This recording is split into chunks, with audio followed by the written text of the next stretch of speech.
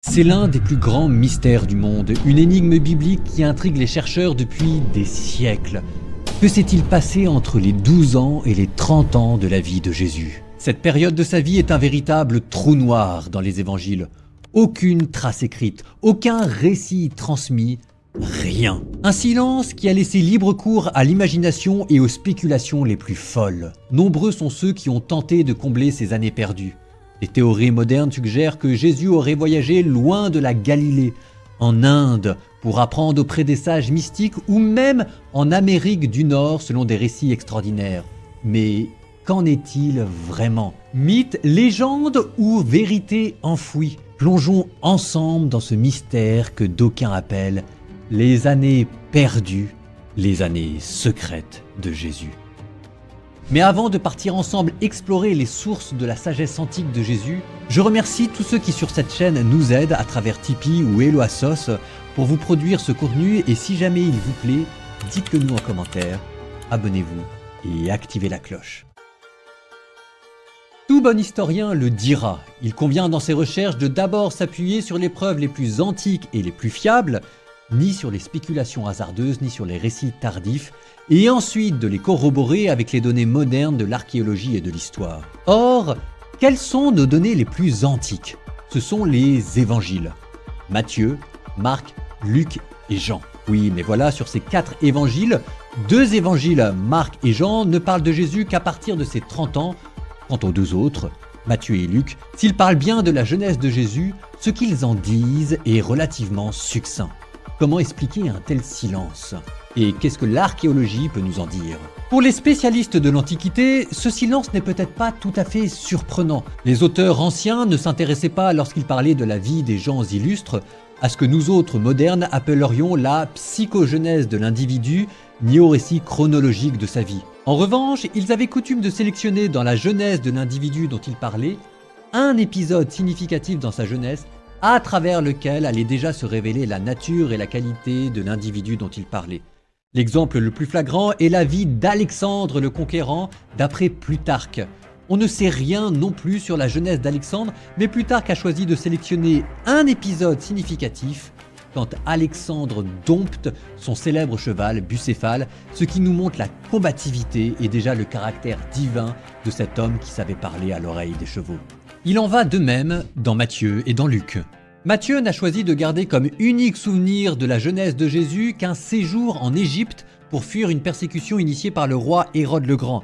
Si aucun historien n'a gardé les traces de ce massacre, nous savons qu'il correspond par ailleurs au caractère sanguinaire de ce despote et que, considérant la taille relativement restreinte de ce village Bethléem à l'époque, un massacre n'aurait concerné qu'une vingtaine de bébés, un massacre suffisamment petit pour passer inaperçu à l'époque. Jésus a-t-il vraiment séjourné en Égypte? Pour les Coptes, à l'heure actuelle, cela ne fait aucun doute, mais pour l'archéologie moderne, il est peut-être plus probable qu'il se soit réfugié dans certaines villes au sud Negev ou du côté de Gaza, à la frontière dans l'Empire romain, entre l'Égypte et la Judée. D'après certaines sources apocryphes, c'est sur ce chemin de l'Égypte que Jésus aurait rencontré pour la première fois 2 brigands qui allaient devenir plus tard l'un le bon larron, l'autre le mauvais larron. Quelle trace ce séjour vécu sous le signe de la persécution a-t-il laissé dans la psychologie du jeune Jésus? Impossible de savoir avec précision, mais nul doute que Jésus s'est identifié à Moïse comme celui qui devait libérer son peuple. On retrouvera de nombreuses références à Moïse dans la vie de Jésus, les 40 jours de tentation dans le désert, la Pâque juive, et de même que Moïse luttait contre le pharaon, nous verrons Jésus lutter contre les rois, cherchant à donner au peuple la véritable liberté. Oui, ce séjour en Égypte, même s'il fut court, a profondément marqué Jésus. Luc, quant à lui, ne garde comme unique souvenir de la jeunesse de Jésus qu'un autre épisode, mais lui aussi hautement symbolique. Jésus, cette fois-ci, a 12 ans, l'âge à laquelle on accède à l'état adulte, ce qui deviendra plus tard dans la culture juive la bar mitzvah. Jésus, pour son premier jour à l'âge adulte, le passe dans le temple, interrogeant les docteurs de la loi et les grands prêtres, tandis que sa famille rentre sans lui à Bethléem.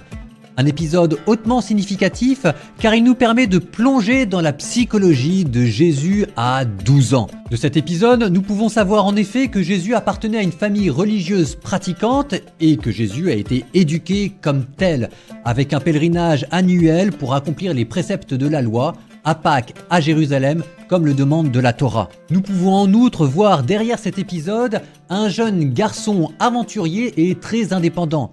Et le fait que ses parents ne s'interrogent sur sa présence qu'au bout de 3 jours nous montre que cet épisode n'était pas le premier et que Jésus était à la fois suffisamment aventurier pour s'éloigner de ses parents pendant de nombreuses journées et en même temps suffisamment sérieux pour que ses parents ne s'inquiètent pas outre mesure. Mais il y a plus intéressant encore dans cet épisode et cela concerne son dialogue avec les docteurs de la loi. Jésus parlant aux docteurs de la loi tandis que tous s'extasiaient sur son intelligence. Un Jésus donc versé dans l'art des Écritures, dans la science mystique et religieuse, mais un Jésus aussi au fait des discussions rabbiniques et des techniques d'argumentation puisqu'il arrivait parfaitement à comprendre les codes de conversation qui devaient unir d'un côté les anciens et de l'autre côté les disciples. Ce qui nous amène à l'éducation scolaire que Jésus a reçue. Mais pour cela, il faut retourner à Nazareth. Nous avons retrouvé Nazareth. L'archéologie nous a montré un village comprenant entre 200 et 400 habitants. Un village donc de taille modeste, mais pourtant doté d'une synagogue. Car si nous ne l'avons pas retrouvé dans les restes archéologiques, l'évangile selon saint Luc nous parle bien de la synagogue de Nazareth. Un petit village donc, mais suffisamment pratiquant pour avoir sa propre synagogue, et c'est dans cette synagogue que Jésus a dû aller à l'école. À partir de ses 6 ans, Jésus a dû se rendre dans cette synagogue pour y intégrer ce que l'on appelle le Beth Sefer, la maison du livre, où l'on apprenait à écrire, où l'on apprenait à lire et où on apprenait la récitation et la mémorisation des passages clés de la Torah. Et c'est dans cette Beth Sefer que Jésus a dû exceller pour ensuite, à l'âge de 12 ans, pouvoir attirer l'attention des docteurs de la loi à Jérusalem.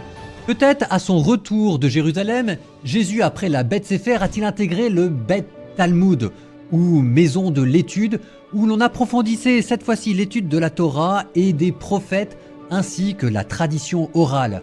Mais a-t-il intégré l'école, le 3e niveau, qui s'appelait le Beth Midrash, ou encore maison de l'interprétation? Jusqu'où Jésus est-il allé dans son cursus scolaire? Si les disciples devaient plus tard appeler Jésus Rabbi, et si Jésus a pu autant exceller devant les docteurs de la loi à Jérusalem, nul doute que Jésus était suffisamment au courant des codes scolaires de son époque et qu'il a intégré une Beth Sefer et une Beth Talmud. Mais l'évangile selon saint Jean nous dit aussi de Jésus qu'il n'avait reçu aucune éducation, aucun enseignement. Par là, il faut comprendre qu'il n'avait suivi l'enseignement d'aucun rabbi reconnu à l'époque. Il n'est peut-être pas impossible que Jésus n'ait pas intégré cette Beth Midrash et qui faisait d'un étudiant quelqu'un de versé dans les Saintes Écritures. À moins qu'il n'ait intégré une autre Beth Midrash, celle de Jean le Baptiste et du courant baptiste, mais ça nous amènera du côté de Qumran. Pour l'instant, restons à Nazareth. Nous savons qu'à Nazareth avait trouvé refuge un clan davidique, c'est-à-dire un clan qui avait conscience d'être les lointains héritiers de la dynastie légitime, le roi Hérode le Grand n'étant qu'un usurpateur. Et c'est probablement dans une atmosphère davidique que Jésus a grandi. Souvenez-vous de Joseph tenant à faire naître Jésus à Bethléem. Bethléem, le village natal de David. Nous savons qu'à l'époque de Jésus, les recensements avec déplacement de population existaient et Joseph, qui appartenait à ce clan davidique, pour que Jésus accomplisse les prophéties, a tenu à le faire naître à Bethléem. Éduqué dans une famille légitimiste, mais éduqué aussi dans une famille conservatrice, comme nous l'indiquent les prénoms des frères et sœurs de Jésus. Étaient-ce ses demi-frères, étaient-ce ses cousins? Toujours est-il que leurs prénoms, Jacques, Joseph, Simon et Jude, nous renseignent sur une certaine sociologie de la famille de Jésus. C'était à l'époque des prénoms très conservateurs et liés à la grande histoire d'Israël. Et petit à petit se dessine une certaine famille et une certaine éducation. Renforçant aussi l'aspect religieux pratiquant, nous n'avons retrouvé à Nazareth aucune poterie dans les vases et dans la vaisselle.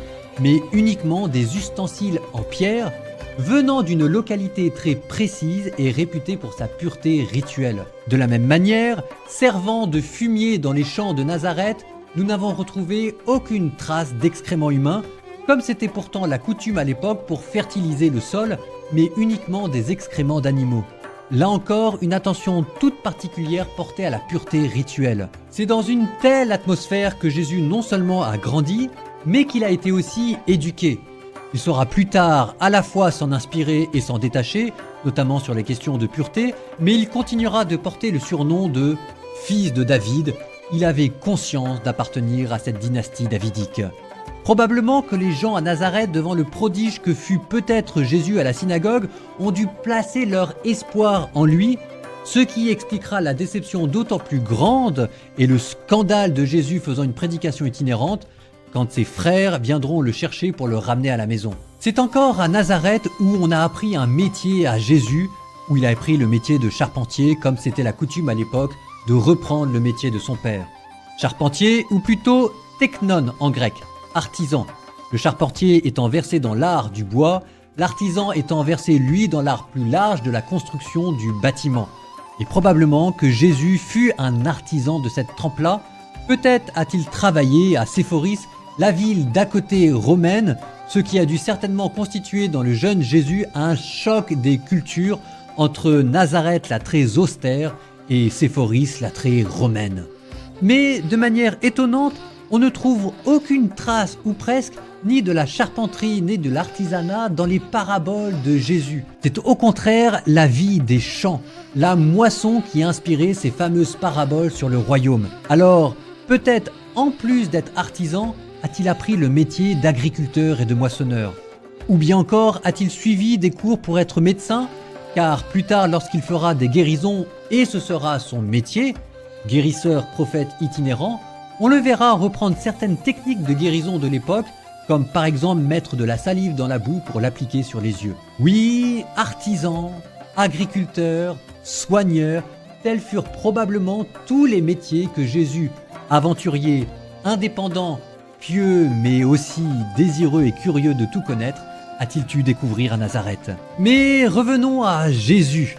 À ses 12 ans à Nazareth, revenant de Jérusalem, ayant déjà accompli son premier cycle scolaire et n'ayant pas intégré la bête Midrash, la maison de l'interprétation, ce qui déjà a dû constituer un premier choc à l'époque. Où est-il allé ? Peut-être a-t-il suivi les enseignements des baptistes, d'où sera issu Jean le Baptiste, qui baptisera du côté du Jourdain, non loin de la communauté des Esséniens, cette communauté marginale très stricte portée sur les questions d'apocalypse, de pureté et d'ablution rituelle. Oui, Jésus fut proche de ces mouvements baptistes dont l'illustre figure sera Jean le Baptiste. À voir le message qu'il reprendra de Jean le Baptiste: convertissez-vous et repentez-vous car le royaume des cieux est proche. À voir aussi la manière dont Jean le Baptiste le désignera comme son successeur et comme manifestement certains disciples de Jean le Baptiste connaissaient déjà Jésus. Regardez dans l'évangile selon saint Jean, André, Nathanaël et tant d'autres encore. Et peut-être avons-nous là le mystère des années perdues de Jésus. Après un enseignement commun reçu à Nazareth dans un environnement très strict et légitimiste, est-il allé parfaire son éducation de certaines communautés baptistes ayant trouvé refuge du côté du Jourdain, l'endroit même où Élie un jour fut emporté au ciel. En attendant, le reste appartient à l'histoire, que Jésus plus tard écrira à 30 ans lorsque, franchissant le Jourdain lors de son baptême, il commencera par prêcher l'évangile, le royaume des cieux, ce royaume d'une lumière éternelle, ce royaume du soleil de justice et du roi de gloire, ce royaume où l'amour vaincra.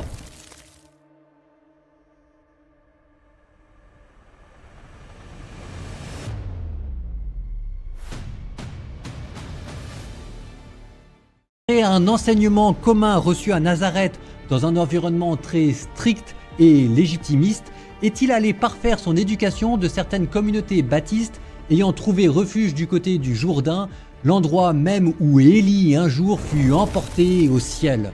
En attendant, le reste appartient à l'histoire, que Jésus plus tard écrira à 30 ans lorsque, franchissant le Jourdain lors de son baptême, il commencera par prêcher l'évangile, le royaume des cieux, ce royaume d'une lumière éternelle, ce royaume du soleil de justice et du roi de gloire, ce royaume où l'amour vaincra.